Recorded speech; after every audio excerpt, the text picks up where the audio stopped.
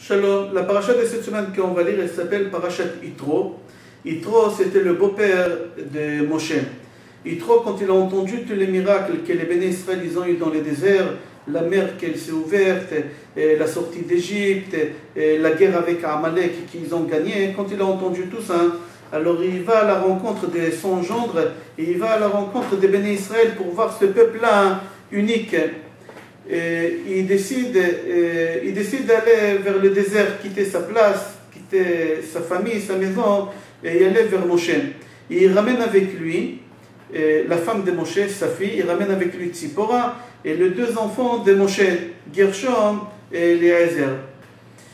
Moshe Rabbeinu, peut-être vous posez la question, comment ça se fait que Tzipora, avec ses enfants, ils sont chez le grand-père, chez Yitro, parce qu'on a dit dans l'autre paracha que Moshe, quand il est parti en Égypte, il a ramené avec lui Tzipora et ses deux enfants.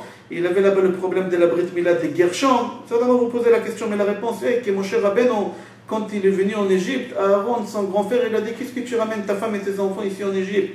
Déjà regarde la situation des Juifs ici, tu ramènes encore des Juifs. Tant qu'on peut faire sortir les Juifs d'Égypte, on les fait sortir. Moshe, il a écouté le conseil de son grand frère, et il a renvoyé Tzipora chez son père à Midian. Moshe Rabbeinu, il reçoit sa femme et ses enfants et son beau-père avec un grand honneur, et il fait un grand festin, il fait un festin spécial. Il arrive là-bas, il entend de premières sources de Moshe Rabbeinu, il entend tous les miracles qu'il a eus.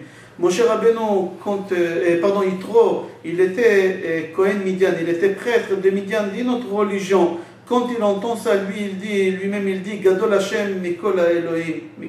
Kadosh Baruch Hu, il est grand parmi tous les autres dieux qu'il y a, c'est lui le vrai, c'est lui le plus grand.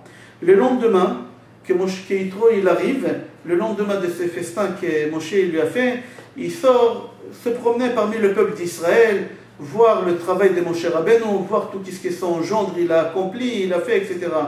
Et il voit que Moshe Rabbeinu, du matin jusqu'au soir, il reçoit les bénis Israël un par un pour résoudre les problèmes, les petits procos, toutes sortes de problèmes Moshe Rabbeinu il recevait. Alors Yitro, il a dit à son gendre: tu sais, Navol Tibol, c'est pas possible, tu vas tomber malade, tu prends trop de choses sur toi. Il lui donne un conseil de nommer des personnes qui s'occupent des 50, des 30, des 20, des 10, etc. Et les choses les plus difficiles qu'eux, ils n'arrivent pas à résoudre, ils ramènent devant Moshe Rabbeinu. Moshe Rabbeinu, il écoute le conseil des parents, il passe à l'action, il nomme des responsables, des ministres comme ça, comme son beau-père il a dit. Yitro veut quitter le désert, il se sépare de Moshe et de sa fille et de ses petits-enfants, mais avant de partir, Moshe il convertit Yitro, et Yitro, quand il rentre chez lui, il convertit toute sa famille. Au mois de Sivan, d'accord, un mois et demi après que les Juifs ils ont sorti d'Égypte, béné Israël ils arrivent au mont Sinaï et ils sont contents de recevoir la Torah. Et tous ils se tiennent debout devant le mont Sinaï, Kulam Ish Echad Belev Echad, tous ils étaient comme un seul homme, avec un seul cœur. C'est-à-dire, tout le monde, ils avaient la même pensée, la même idée, etc. C'était Rosh Chodesh Sivan. Moshe Rabbeinu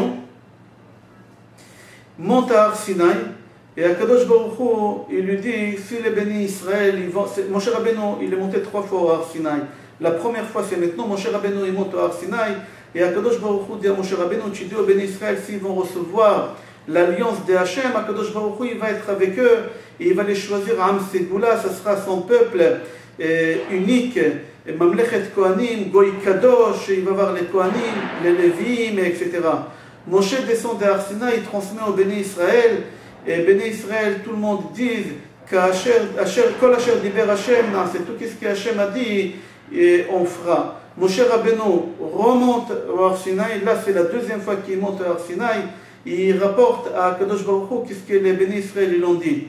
Kadosh Baruch Hu, il lui dit à Moshe Rabbeinu d'apprendre aux bénis Israël comment il faut se purifier avant de recevoir la Torah. Il y a le jour de don de la Torah qui va venir, et il leur dit de faire attention de ne pas s'approcher au Har Sinaï.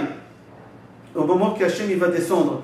Et tout celui qui va descendre, il va mourir. 3 jours après la préparation, le matin, le 6 Sinaï, on a commencé à entendre des bruits, des tonnerres du mont Sinaï. Et le mont lui-même, il y a un grand nuée qui est tombé dessus, on ne pouvait plus voir le mont Sinaï, et on a entendu le gros chauffard, un sonnerie de chauffard très très fort qui s'est renversé.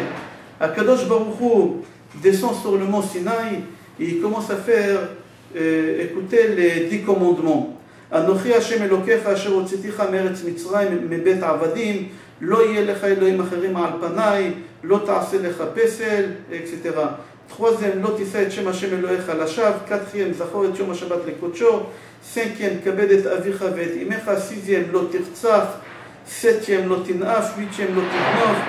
9e, lo ta'ane bera'acha et shaker. Et 10e, lo tachmon. Le peuple, au moment qu'ils voient le dévoilement de Akadosh Baruch Hu, ils n'arrivent pas à tenir, ils demandent à Moshe Rabbeinu qu'il soit la personne qui communique entre eux et Hachem. Et c'est comme ça, Moshe Rabbeinu continue à leur transmettre les lois. Akadosh Baruch Hu demande à Moshe Rabbeinu de transmettre au Béni Israël qu'il faut construire Mizvach Adama et Notel en terre.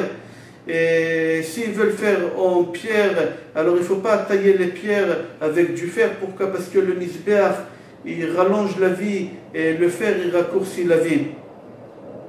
Et s'ils veulent monter au Mizbeach, il faut qu'ils montent seulement avec un kevesh sans escalier. Pourquoi? Parce que ce n'est pas honorable pour le Mizbeach. Dans cette paracha, on va lire 72 pesukim. Je vous souhaite Shabbat Shalom, Bracha ve'atzlacha et Kabbalat Torah, Ol Mitzvot, Besimcha u'betuv levav, Be'ezrat Hashem, Kol Tov.